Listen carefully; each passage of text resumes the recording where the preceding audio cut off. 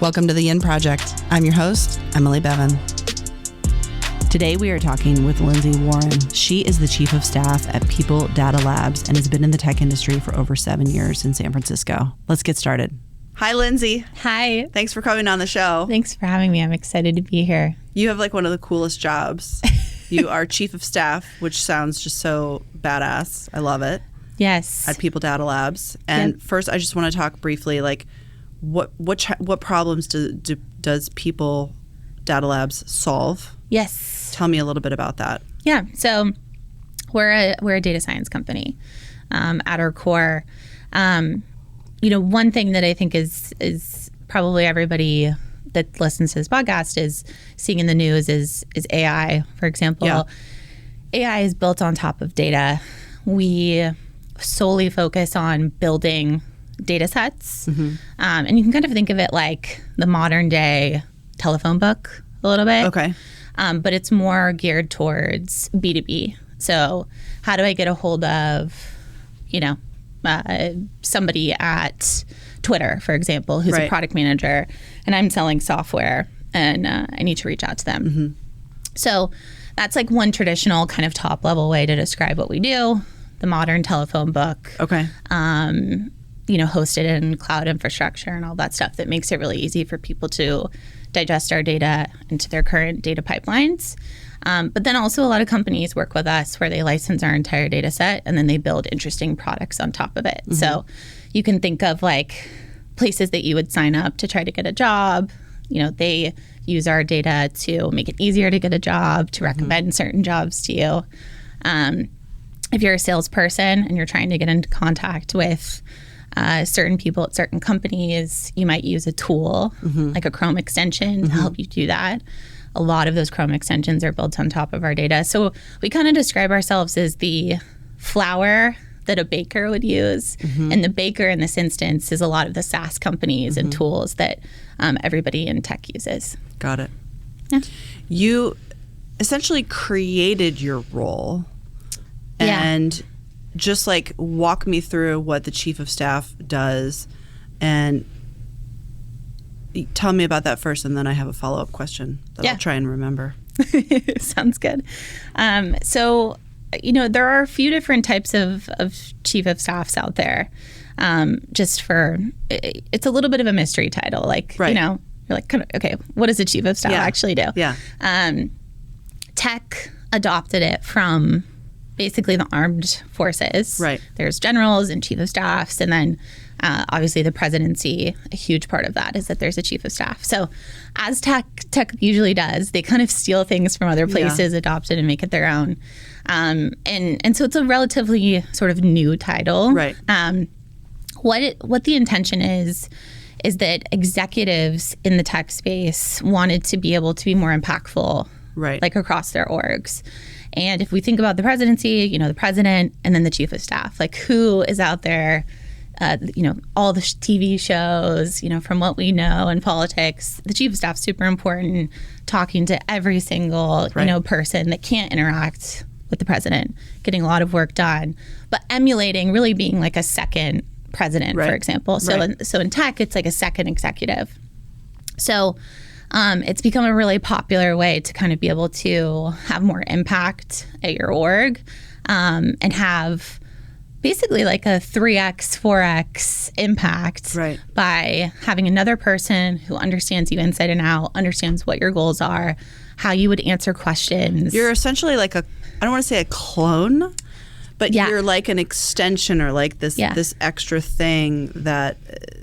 But are you doing that for one executive or multiple executives? So typically it's one executive. I've done it with one executive before, and then I kind of started to do it with multiple executives in a different role. I think it's most effective when it's a 1-to-1 ratio. Because you can like really know exactly what they want, and that would just be a little bit more difficult, and things could get lost in translation when it's multiple people. Exactly. Okay. Yeah, spot on. So another thing I really like about this role is it's an interesting match of personalities and skill sets. Mm-hmm. So a really great executive would know where their gaps are and try to hire a chief of staff who can fill those gaps for them, and vice versa, right? So chief of staffs are always looking for executives that have the strengths and the skill sets that either they aren't interested in developing or, that they like working with. So that's really where the magic happens. It can go wrong, for sure. Sure. It's kind of like this popularity contest right now with executives. Everybody wants a chief of staff. Okay. But the magic is when people are, the executive and the chief of staff have a great relationship. Obviously. Yeah. It has to really be harmonious. Yes. And both people have to be super invested in it. Otherwise it doesn't work.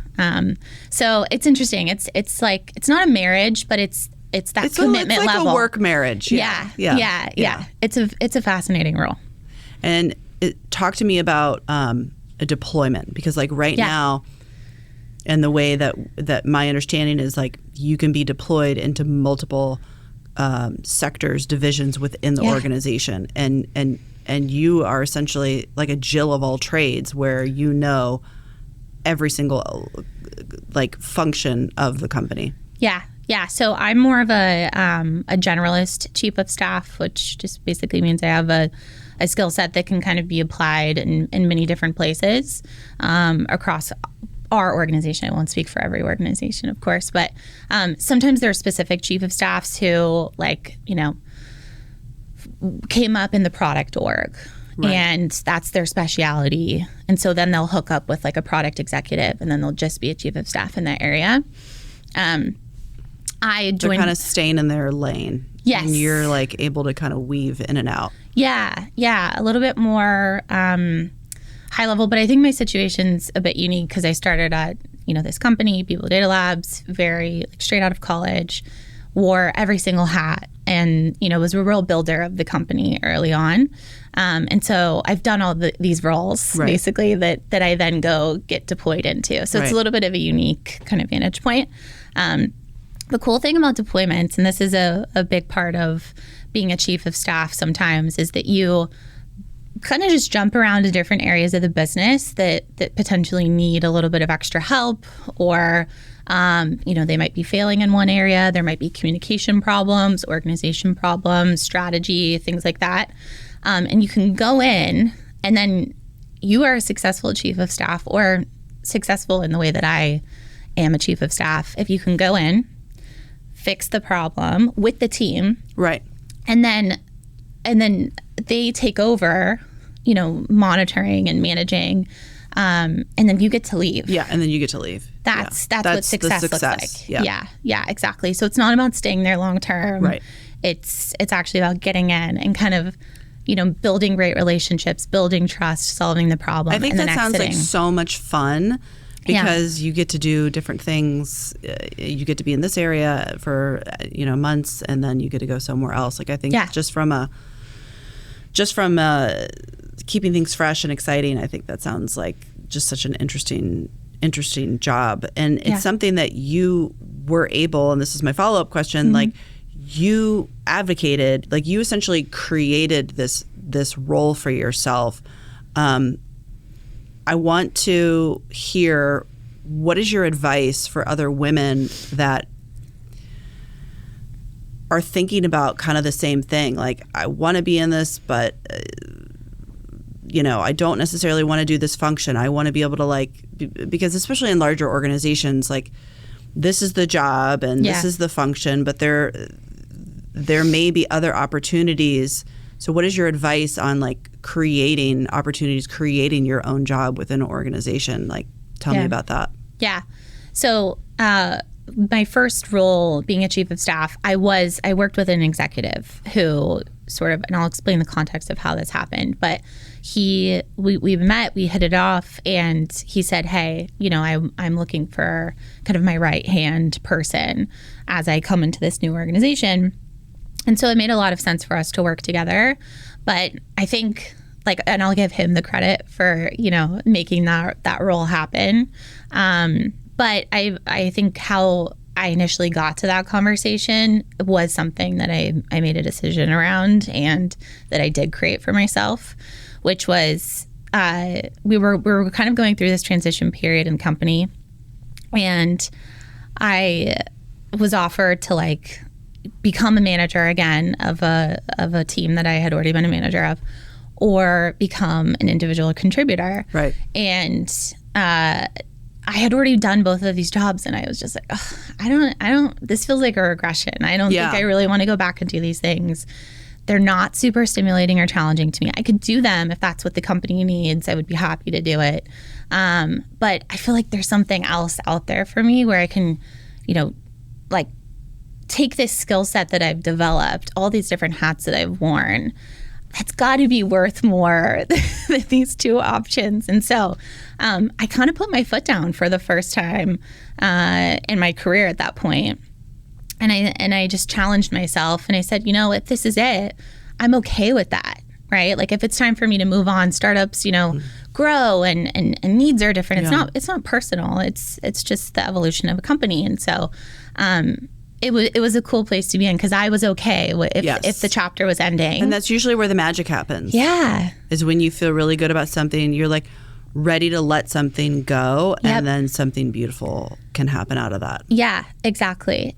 So I think if I, were to give advice to anybody, it would be like, when I've had the best decisions I've ever made in my career have been when my gut is going off. Mm-hmm. It feels scary. I have kind of no one else I can look to in my life to say, oh, they did that. Mm-hmm. I can do that. Those moments, to your point, to your wording, are when the magic happens. Yeah. And we talked about that on a previous show with career coach Julie Houghton. Like, there's different levels of scary and fear. Yeah. And there's like a scary good and a scary exciting. And then there's like a scary, like, true pit in your stomach, true like physical sensations of like, I don't want to get out of bed and do this job. Right. And that's like a different level. But like the scary with like, this is scary, I might fail, I might fall, but it's still like a little, and then that's something that you should push through and explore. Yeah. And I think in startups too, there are always so many jobs to be done. Mm-hmm. And I'm at a smaller scale startup. Like we're under 100, or we're just over 100 employees. But at the time we were at like 30 something employees when this chief of staff opportunity happened. And I was just kind of looking around and going like, there's so much to be done here. Right. That's outside of these two roles that are being offered to me. And so how did you pitch that then at that moment? It kind of organically happened in this conversation with this executive where he had this need and I had the background and the skill set and the context and the desire. Yeah. And was passionate about all of these different areas of the business, not just one in particular. And I kind of stood my ground during that conversation with him too, of like, I'm not going back. No, I'm passionate about this. I'm passionate about that. And instead of just one area. So, yeah. So your advice would be kind of to follow the gut and the intuition of like, and then figure out a way to create that role. Yeah. And almost like as we let something go, mm-hmm. that's when it comes back to us, right? Mm-hmm. As soon as we kind of let go of something we're trying to force, then all of a sudden it bubbles up in this we've almost manifested it. But part of it is, I think part of manifesting is letting go. Yes. One of the terms, I don't know where this saying, phrase that one of my colleagues said is all flow, no force. Nice. And she says it all the time. Yeah. And I try and remind myself all the time. Yeah. Like if it's force, if there's friction, like why? Yeah. Because you can force anything. Like if you have a strong personality, you can make anything happen. But just because you can doesn't necessarily mean that you should. Yeah. And recognizing that. And like, is this flowing? Is this easy? Everything should be, relatively easy and flowing. Yeah. Can I ask you a question back? Yeah. Okay. Oh, I love it. Yes. Because I feel like you have, from what I've just our quick conversations, have worn a lot of different hats as well throughout your career. Yeah. And so, I would be curious to just hear how that happened and that's a whole other podcast episode. Yeah, I'm sure. But you have like in a different way, also a generalist background, these different kind of careers that But that's a really interesting thing about real estate agents is most of them, if they weren't lucky to inherit a family business. Most of them went to college and had another life, and then at some point decided, I want to get into real estate. So real estate agents, I'm friends with a lot of them. And I love meeting them because they all have these very, very diverse backgrounds. Someone was a teacher, someone was an architect, someone could be in, similar fields. I have a good friend and colleague who was worked in banking for 18 years or so, similar kind of areas. And they all then bring like a special sauce and a special personality and a special skill set, and they wind up drawing and attracting different types of clients, or they are able to create a business that has some sort of specialty. Maybe they're focusing just in a specific neighborhood where they grew up their whole life, or they have a focus in commercial or multifamily. So I love that because it's very welcoming. It's sort of like, bring your rich background and whatever you were doing and make it work in here. And how I got into the business is my husband's uncle was a big broker in New Zealand. Oh, cool. And he kind of talked me into it when we were getting married. And I had always considered it. I had dated someone whose mom was an agent in New Jersey, and I loved like the freedom and flexibility she had of like, getting a call and then like going out. But her day was like hers. Her schedule was kind of hers. Although like just put it out there, like you're always working. It's hard to turn the brain off, and it's a highly reactive job, and you have to put boundaries around that because if a property comes up, you have to be able to respond to it regardless of where you are or what's going on or your client needs something. So your schedule is your own, but to a certain degree. And I had worked in marketing and public relations for about 7 years, and I love the client management side of that. My background was in hospitality, and my dad owned restaurants. My grandma owned a restaurant. I went to culinary school. And so hospitality was kind of always a part of me, and it still is. So I love the client. I love making my clients happy and meeting their goals, whatever they were. But a big part of that, and as you know, in the tech world too, like when you're client facing, it's building out teams and like managing people, and that's really the way to grow and rise up the ranks and increase your position within the company and all of that. And I am really not good at managing people. I'm really bad at it. And it took a long time to realize I'm bad at it. I don't like it. And I'm really good at managing clients. So what else could I do that would allow me to really focus on what I'm good at? And I think for a lot of younger people that are figuring out, like, are younger in their careers, there is a lot of emphasis on, during your reviews, like, well, you're really good at this, but you need to do this. And certainly we can all strengthen and grow and work on different things, but there comes a point where you're like, this keeps coming up and I'm just not good at X. I've done some introspection. I've, read this book. I've taken this course. I've done this. I am just not good at this. So, but I'm really good at this. So like, maybe I should just do that. Do you know what I mean? Yeah, absolutely. And so that's what it was for me, and love what I do, and I'm kind of really able to focus on that. My husband is amazing. He manages teams. He works in tech. Like, he's extremely diplomatic and all of the things that you would want in a manager. And that's just not me. It's just not my personality. Right. And that's fine. Right. And so that's how I got into it. Yeah, and that's such a cool journey and makes a lot of sense of why real estate works so well for you. Yeah. That's awesome.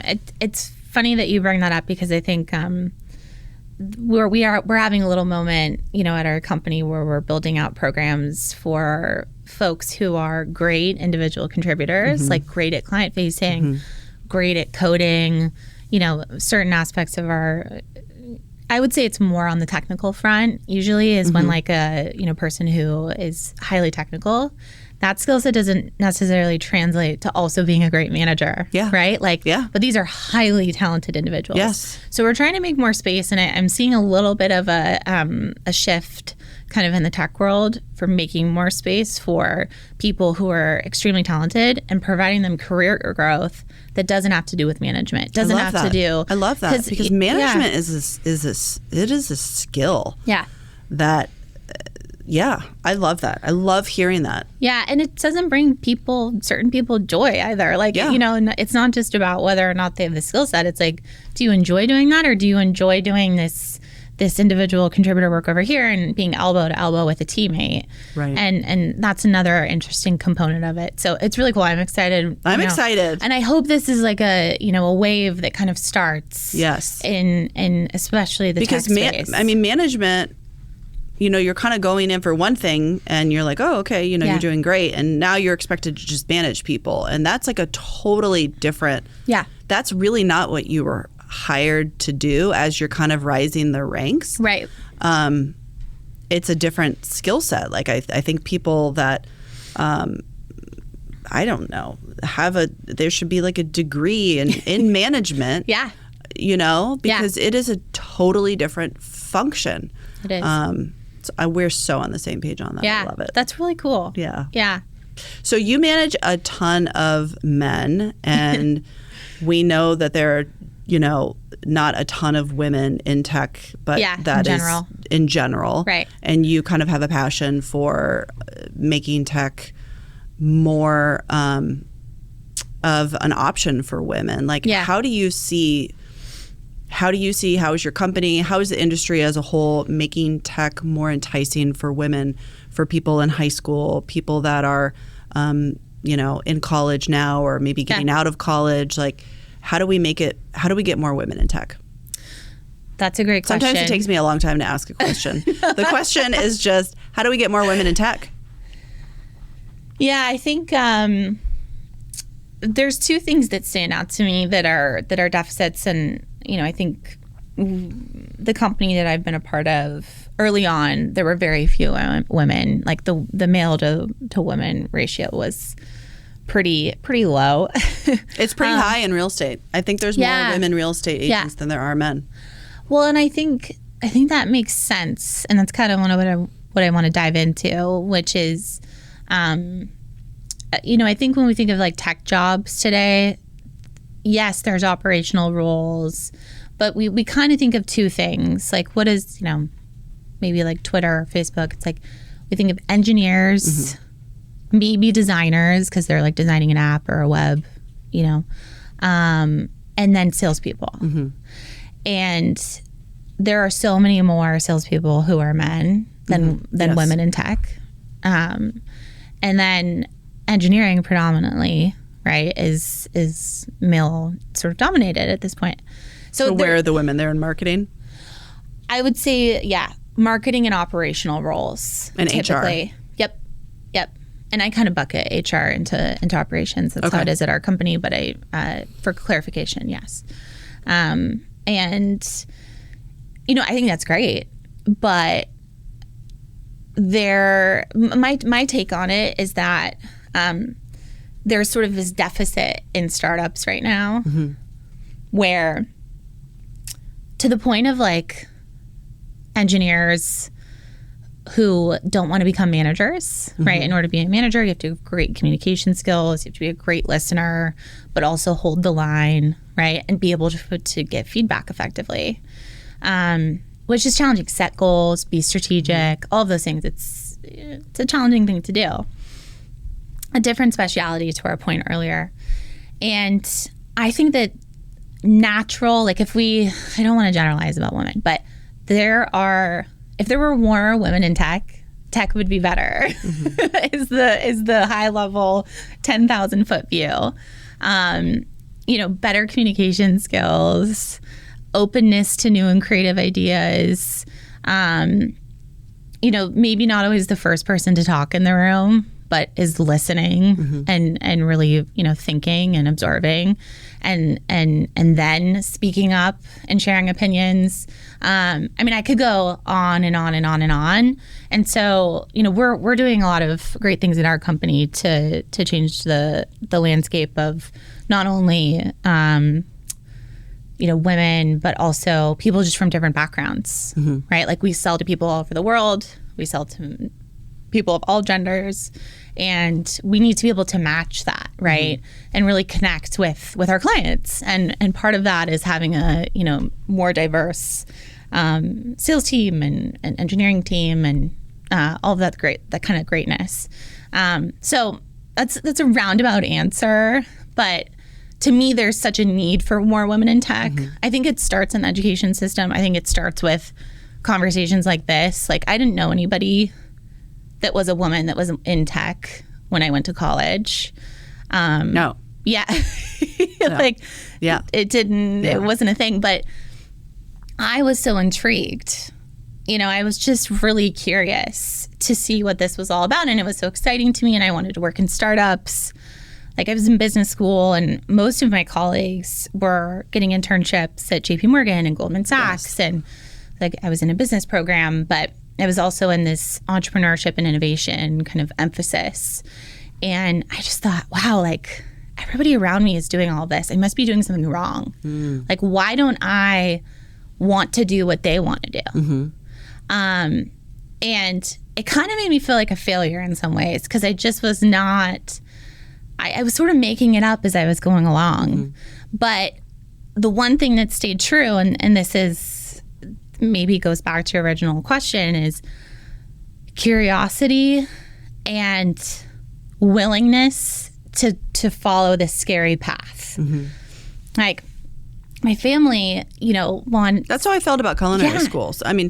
I went to the CIA. It's a very prestigious school, and I had a lot of people telling me not to go. Right. Don't waste your money. Don't go. It's going to be too hard, and all of those things. And I know that you had a college professor tell you the same thing. Yeah. And I wouldn't trade my experience for the world. And I've shared this, like, yeah, I went to culinary school, and then while I was there, am I cooking today? No.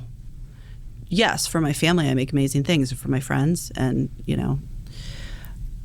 do I regret going? Do I regret spending the money? Absolutely not. It has made me a more diverse person. It has made me, it's made me a better human, and I had an amazing experience. And guess what? I could open up a restaurant tomorrow if I wanted to, which I may do.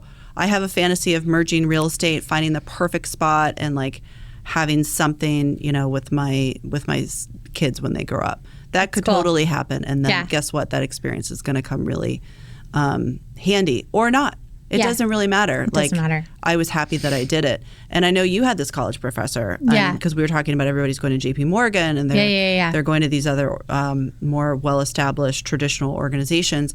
And you had said you wanted to do an internship in tech, and they kind of just tried to dissuade you from doing that. And told you no. And and tell me about that. Yeah, it was specifically, I wanted to go into venture capital. Got it. Yeah. And it was interesting. This is, I think, one of my early lessons about, how do you hear someone and I hear you. Yeah. But I'm not going to listen to you, I think it again goes back to the gut instincts.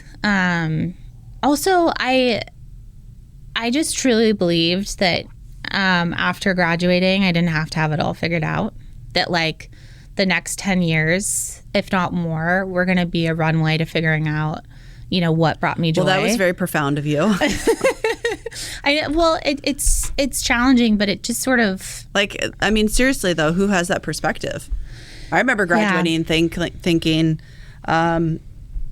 frankly, that was one of the reasons I didn't go and work at Jean-Georges in New York, because I wanted to make money. I didn't want to make $10 an hour working the line. Right. And I was able to see a different side because I had an undergrad in communications. Yeah. And they pulled me in, and I worked in the school's editorial department. I got to work on all the cookbooks. Cool. I got to do the photo shoots. I got to meet people that worked for different commodity boards, marketing food products, and working with chefs directly. I got to see a whole other world. This is before Facebook. Like Facebook, I think was just coming out. Cool. This was like 2005. I think I was in school. Wow. So like the world was a smaller place back then. Like Wikipedia was kind of, I remember doing reports and it was like we would cite Wikipedia as like that was kind of where you would get, information. It was a different world back then, so it was smaller. So I felt very lucky that I had this like, insight to like, oh, I could do this whole other career. And that's the route that I chose because I was frankly like, I didn't want to be dependent on my parents anymore. I wanted to launch myself. I didn't have that sight of like, it doesn't really matter. I wanted to start making money. So like, I love that you were like, well, just kind of see where things go and it'll work out. Yeah. Yeah. And I envy that. Like, just, I don't know, calmness. Yeah. I mean, and it was never, I'm similar. Like I wasn't, dependent on my parents or anything, but I just kind of like knew that I could always get a job. Mm-hmm. Like there are a lot of jobs out there. Like maybe some of them are not that glamorous, but I think I just tried to give myself that freedom to follow my face. Like I didn't want to graduate college and not do, like I moved specifically to San Francisco to go work in tech. Like that was my goal. So I just was like, I'm going to do it. And I started off, I looked for a sales career because it scared me. I was like, I don't want to be a salesperson, but I know that these skills, and I was very upfront and honest about this in all of my interviews with people, is that I'm a very internally competitive person. So any job that I do, I'm going to try to be the best that I possibly can be at it. But I wanted to start in sales so that I could go other places, learn how to talk to anybody on the phone, handle rejection at a large scale, have to like reach out and book meetings with people. You're like my hero right now. I love it.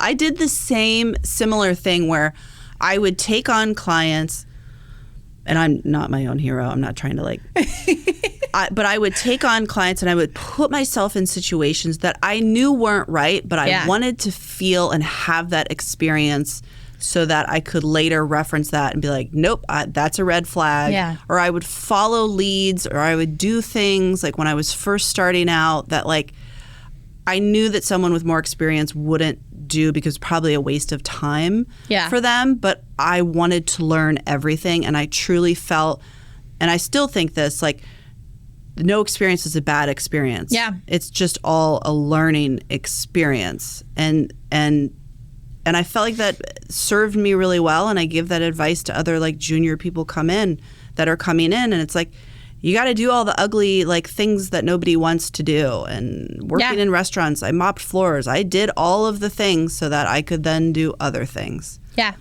absolutely. Going back to you. No, that's exactly it. Yeah, that's exactly it. But I am concerned that our youth today doesn't have that. They just want to be Kim Kardashian. They just want to be a social media influencer, tomorrow. They don't want to rise the ranks. They just want to jump from 0 to 60. And that, sure, some people get lucky and do that, but it doesn't seem that we have this work ethic. And maybe we do, but I'd love to know your thoughts that maybe you and I had coming out of college. I'll talk about my experience because I'm a millennial. I'm a millennial too, but I'm like the oldest millennial. Okay, I'm like the grandma millennial. No, my sister is kind of on the older end of the more mature millennials. And it was a little bit of a rough time. Like my sister, when she graduated from school, she's a teacher. She actually went back and got her master's because it was recession. Yeah. I mean, that's common for a lot of teachers. Yeah. But, they were handing out pink slips. There were no jobs. So it was like, okay, back to school. Yeah. Time to go. And then, when I graduated, there were a lot more jobs available. And I felt very blessed about that. It was just a different landscape. But the millennials get a bad rep. Yeah. Like the hate... it is out there from the millennials, the avocado toast. It's just like, it feels like with every generation, there's sort of these labels that get slapped on us. Yes. Right. And so tell me I'm being unfair and that I'm not. The thing is, I don't know. They're growing up in a world that we have not experienced. Right. They didn't have cordless phones. Like they are growing up with phones, with the cell phone, with the iPhone. And so in some ways, I think, just like the kind of the boomers, who I feel like I can say that because my parents are boomers, kind of tried to label the millennials and say they don't work hard, right? Is it just that the landscape looks different? Is there just their experience different than ours? And they're going to find new and interesting, cool ways to disrupt the world that, like, the traditional jobs that, like, when my mom graduated, she's also a teacher, and there were not. Of course she is, because you could either be a teacher. My mom's teacher. Yes. My mom's in her mid-70s. Yeah. Teacher, nurse, secretary, flight attendant. Right. Like, that was it. Yes. There were like 5, 6 options, maybe. And that was one of the reasons I wanted to have this show, is like, just like remind women of all of the amazing things that women can do now, because literally in a generation it has changed in a huge way. I have a hard time even my mom never really, she understands what I do now. I mean, every time I call her, she's like, did you sell a house today? No, Mom, not every day. I wish. No, I would actually not want to sell a house every day. That would be a lot. But when I worked like in marketing and public relations, and I mean, she has no idea what my husband does, who works in tech. Yep. It's hard for them to even wrap their heads around. And I've talked about this before of, how many different careers or jobs we will wind up having, because that was a pension generation as well. Right. They stayed with the same company for 20, 30 years. So to your point, is it just a different land? It's just different. I think it's a different landscape. Yeah. And like, I'm sorry, but like, we could say certain things about them. Yeah. Like, that are categorical and generalized, and there's some truth to it. There is, They will not spend any money on anything. Like, the frugality is just like so intense. Yes. Yeah. And another interesting thing that I've talked a little bit about with my parents and some of my extended family of that generation is like my mom did drill team, and that was about it for women's sports in high school. What's drill team? It's flags and really cool kind of marching around. Yeah, my mom definitely didn't do any sports. Yeah. And I think, I played like kind of every sport that I possibly could, and I loved it. I thought about that too. I played soccer. And that wasn't really available. Right. Yeah. Right. So that's like another thing that actually my friends and I end up talking about too, is just we're a generation of kind of like this first every job is almost available to women workforce, the millennials. And it's a different perspective. It's a different experience. And I hope for this new generation that they're going to have an even, better experience. I think that's really fair, because I think one of the criticisms of millennials is that they feel entitled. And it's sort of like, well, yeah, because we can do we can really do anything that we want. And that hasn't always been the case. And the view looking back is like, oh, well, they're entitled. And it's like, yeah, and you guys created that for us. Thank you. Yeah, exactly. We are entitled because of the work that was done in previous generations. 100%. Yeah. Interesting. And to the influencer thing, it's influencers, I actually think, to build a true following is very challenging. For people who didn't get in kind of at the perfect moment. Right. Like, there's it's the same thing in tech. You can kind of get in at the perfect moment and have. If you were employee number 5 at Facebook. Right. There's those magic moments, but most people who become influencers fail. So in some ways, I see it as, influencers are mini entrepreneurs. And I think with our generation, it's a moment in time. Because we don't know. We can talk a whole show about the effects of social media, the effects of media. There's a lot of things happening now with children, and how like mommy influencers are using their children to make money with a lot of unregulation. So this, this is all a social experiment that's happening within the last decade-ish. And we don't know what it's going to look like when you have children or in the future. So this could all very much be just a funky moment in time. Yeah, I completely agree. I agree. I think your kids are 5 and 7.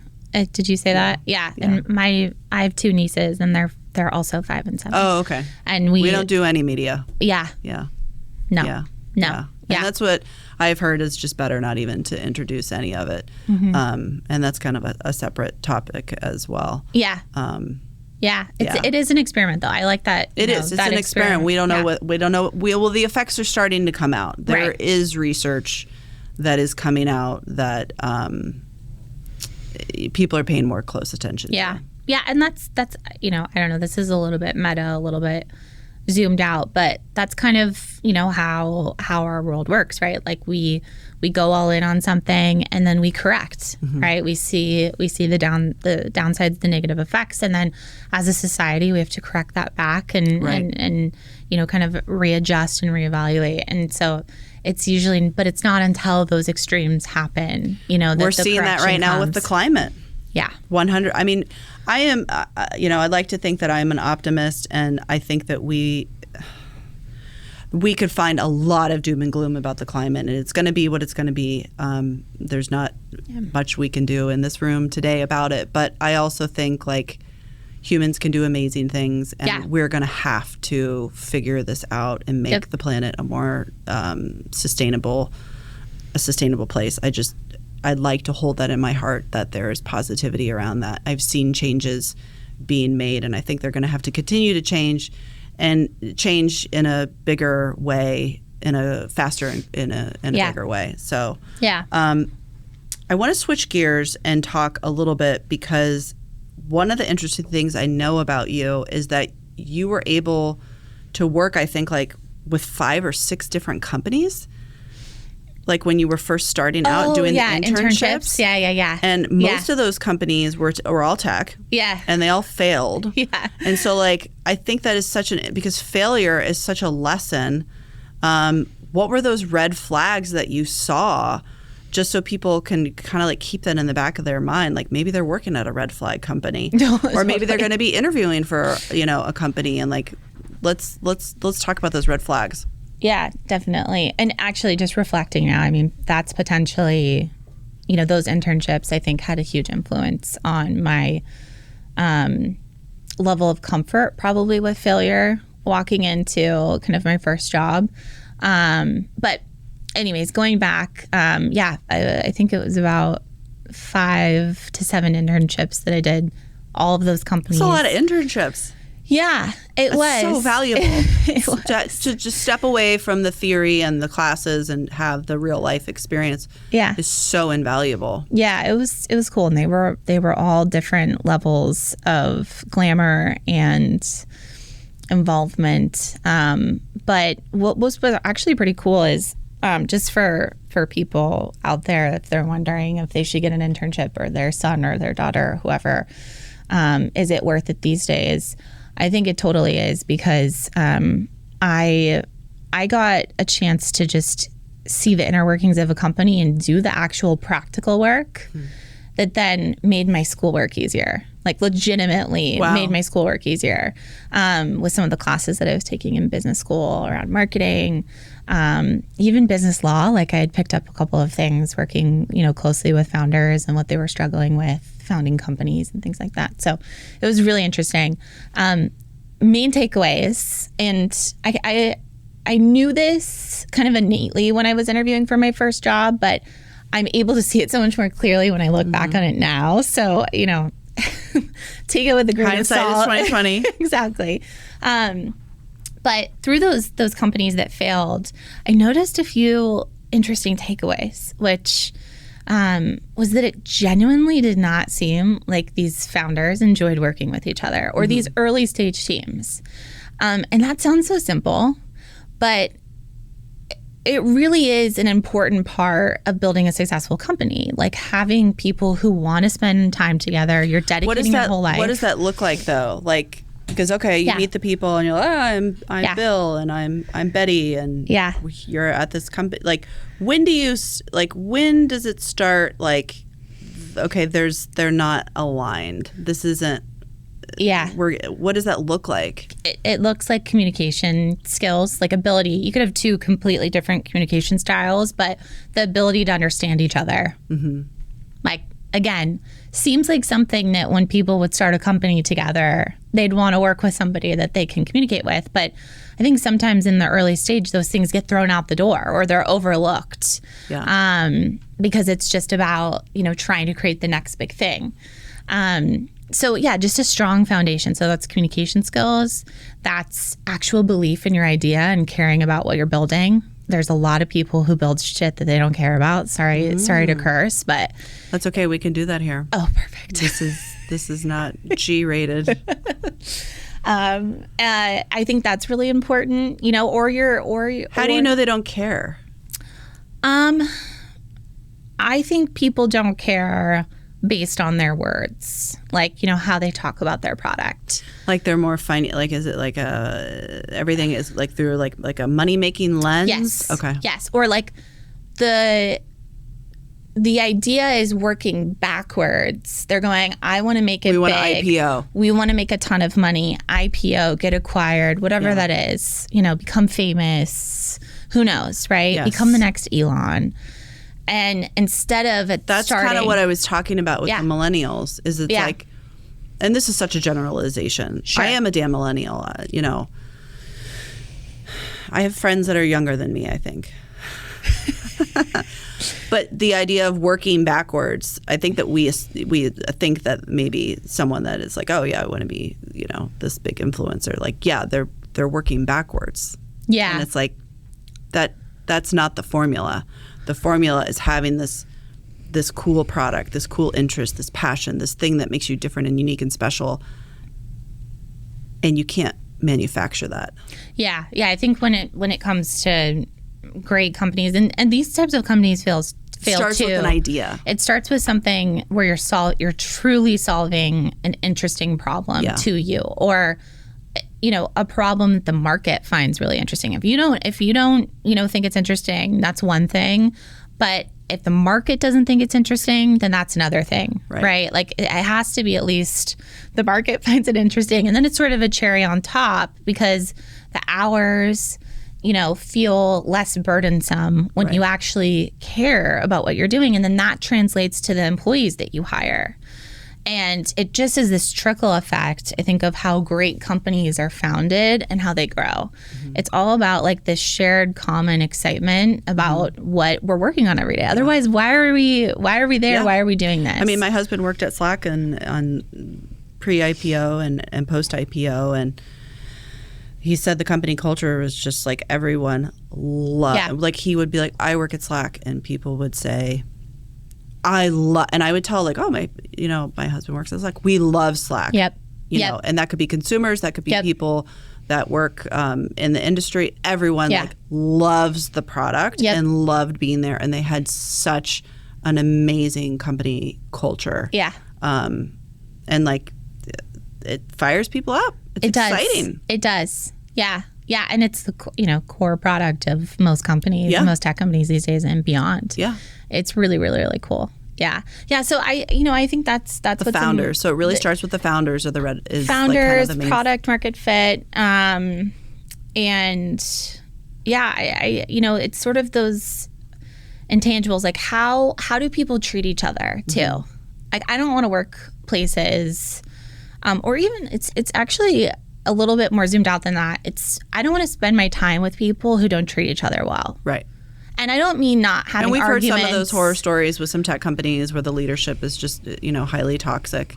We don't have to name names. No, and it's in every industry, right? Yeah, it's in every industry. It's up and down. For sure. Yeah. But it's highlighted in tech companies, and maybe that's because millennials are more vocal about these things, or they have certain expectations about tech companies being these great places to work. Because to your point, it's a different landscape. Yeah. When our parents were going back to that, like when our parents were in jobs, like you could sexually harass someone, and that, like, looking now, like that just it just wouldn't fly in this landscape. Yeah. Or you could do a lot of different, smoking in the office. Like that's everyone can get on board with that. Like, yeah.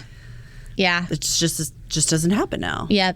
And I think like back then they were working towards a different goal, which was, buying a home, right? And building out a family. And that was the sort of the end goal, right? Mm-hmm. Moving up the company.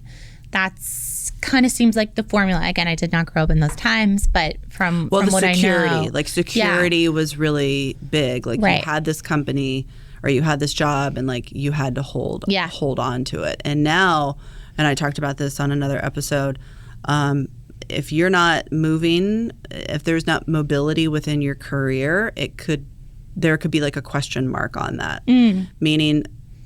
Meaning like it's good. And sometimes people have to leave in order to get what they want, if that's title or salary, whatever.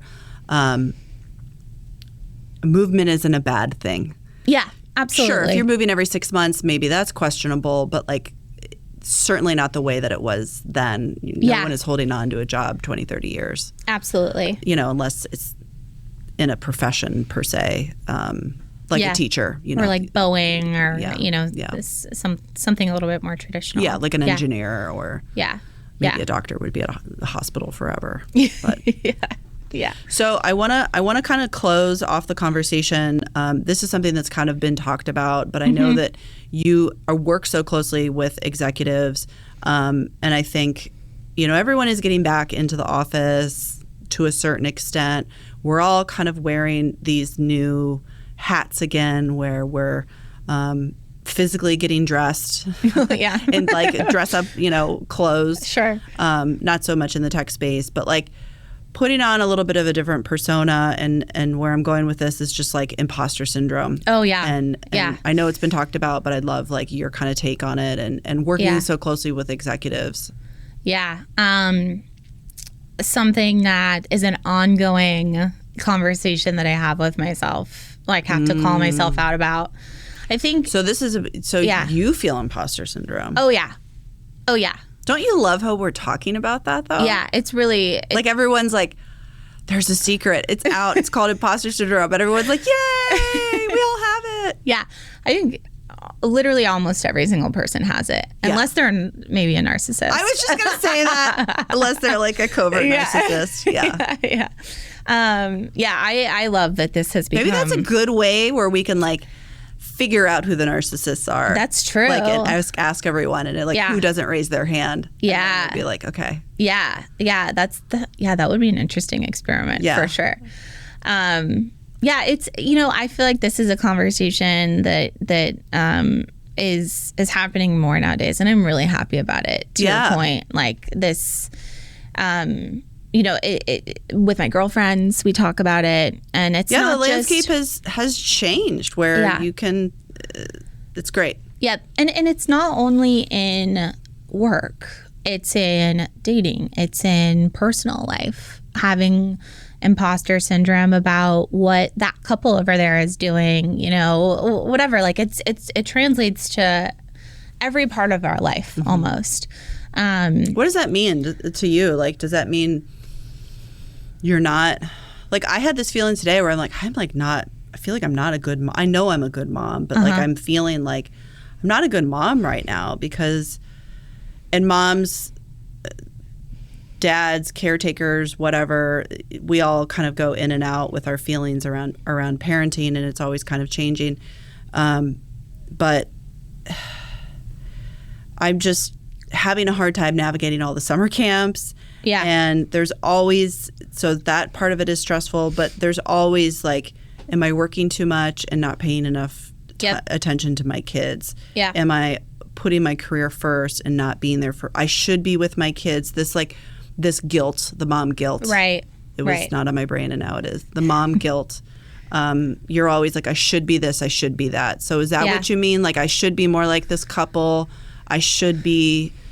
Yeah. We're seeing a moment in time of other people and comparing ourselves to them. Oh, you mean on social? And I mean in real life too. Like at the workplace, right? On a Zoom call, you're seeing a moment in time with somebody And then you're comparing like so-and-so nailed that presentation. Yeah. I should be doing that good. Yeah, absolutely. Wow. Yeah, it could be a Slack message. It could be an email. Wow, just. I should have thought of that. 100%. Yeah. Yeah. And,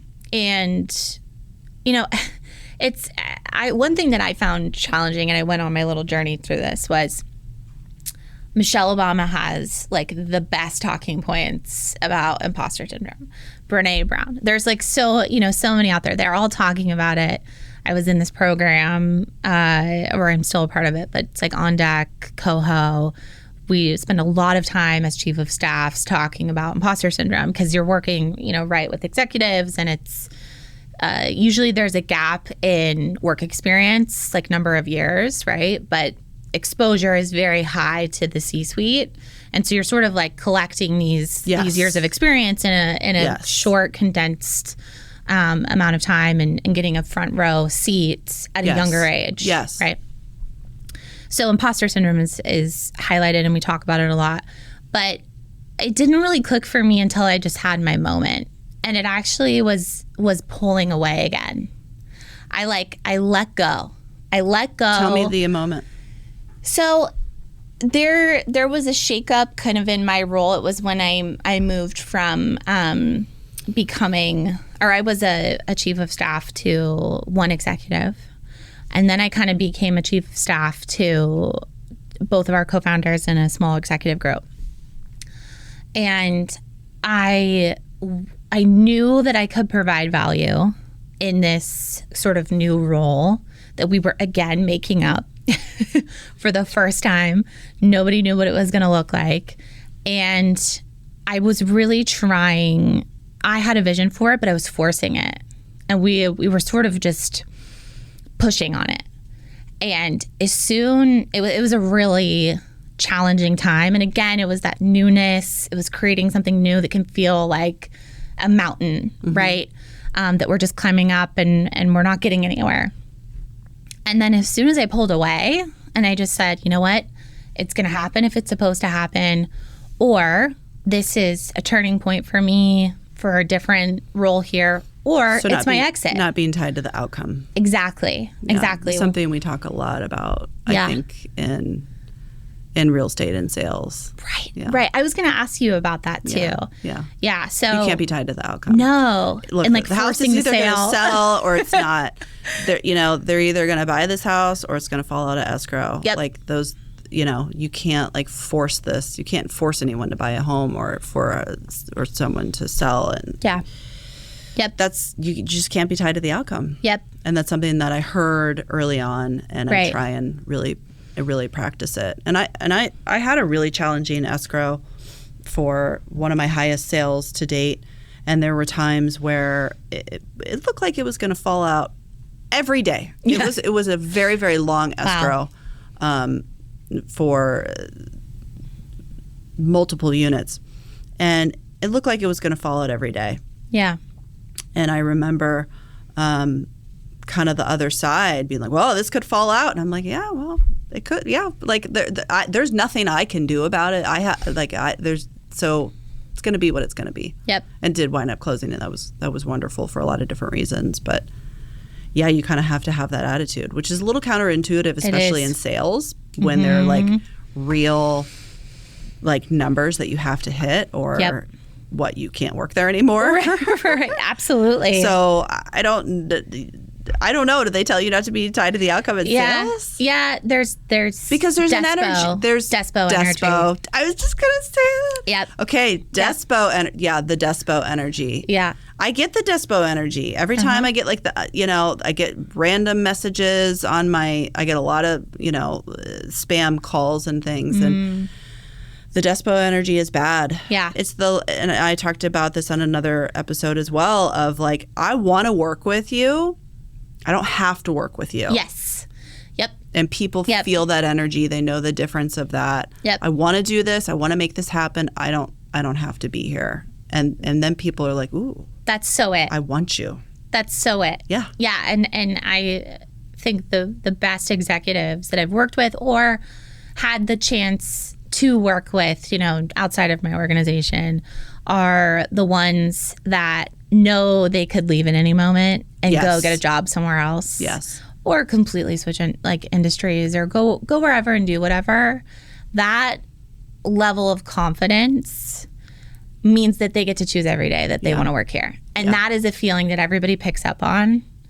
I'm choosing to be here. Yeah. And it leads to more transparency. It's not an arrogance. Like, I don't want to convey that of like, well, I don't have to be here. I'm going to leave. Like, it's not, it doesn't allow you to have a crappy attitude or threaten people. Like, I'm going to leave, but it's a state of mind and it's an energy. Yeah. In fact, you don't talk about it. You don't talk. You don't talk about it. Yeah. It's just it's just an energy. Yeah.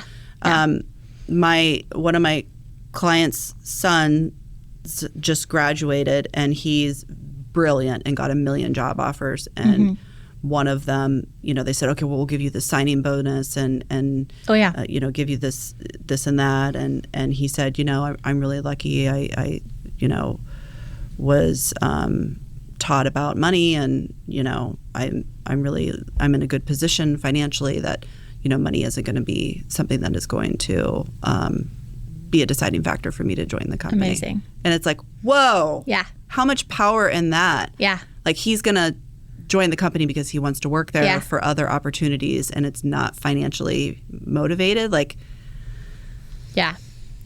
Matthew McConaughey talks in his book. I don't know if you've read his book, and I've mentioned that he stepped away from like a 16, or they offered him like 10 million for the movie, and he was like, no. And they came back at 12, came back at 13, got it up to like 15 or 16, and I was like, oh my God, I'll do the movie. But he just kept saying no because he didn't want to. He wanted to stop being typecast in those romantic roles, right? And he had to like go without working for a couple of years, and then finally, I think like The Lincoln Lawyer came up, or one of those roles that was more serious, and then he was able to kind of pivot his career and do the projects that he really wanted to. Yeah, it's those boundaries. Like when they come up and stick to them, let go.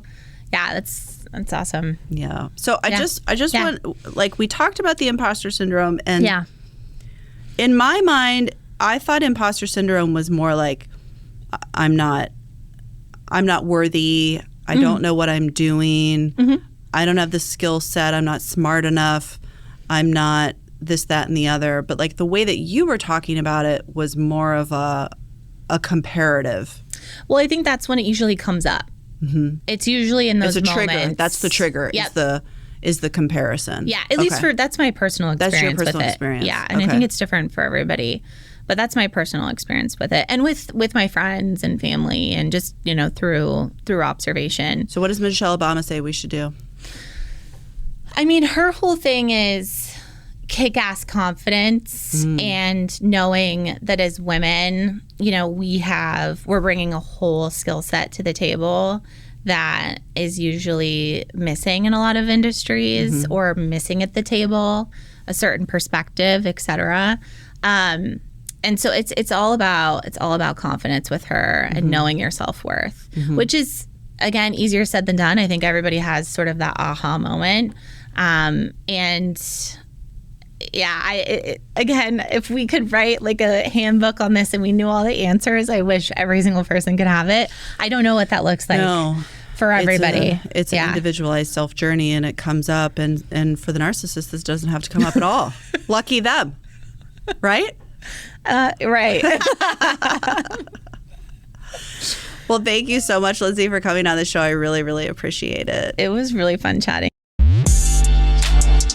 Thank you for joining me today. For more info, you can always find us at yin-project.com. Make it a great day.